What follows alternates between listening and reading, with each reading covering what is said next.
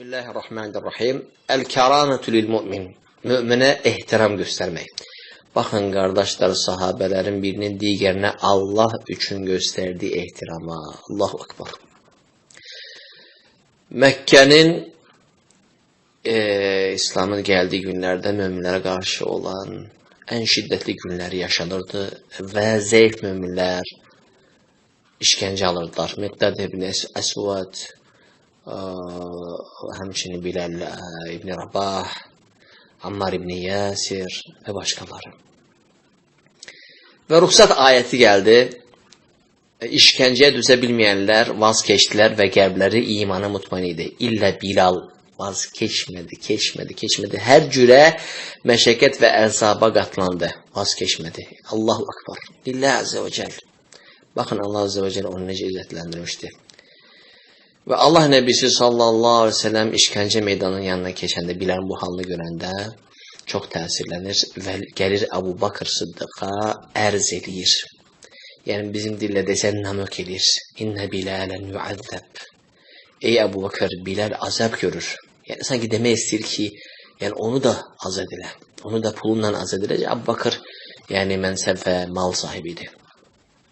Və baxın qıssada. Əbu Bakır Sıddıq radiyallahu anh gəlir Ümeyyə ibn Xələf ət-Taği Kəlbül Cəhənnəmi gəlir onun yanına və deyir ki, Bilalı mənə satarsan mı? Deyir, sataram.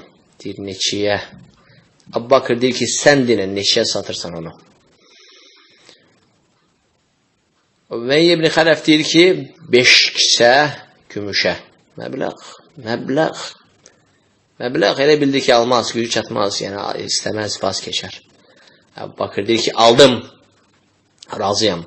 Bunu belə görəndə alçaq müşrik nə desə yaxşıdır. Vallahi ya Əbu Bakırın istəyirsələr bir kisəyə satım onu. Çünki bu aşağılıq yaramır ki, onun üçün 5 kisə verəsən. İhanət edir Bilalə. Onu alçaldır. Baxın, görün Əbu Bakır onun payına necə verdi. La vallahi, ey Ümeyyə, əgər bundan sonra desən ki, 100 kisə qızla satıram, alardım mən onu. Yəni, onun payını elə verir. Yəni, həqir, alçaq olan sənsən.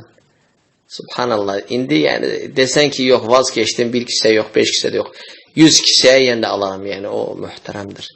Və beləcə Allah Azze və Cəl müminləri izzətləndirmişdi. Onlar bir-birlərinə kəlam göstərərdilər. Allah subhanətələ iştifa edirlər.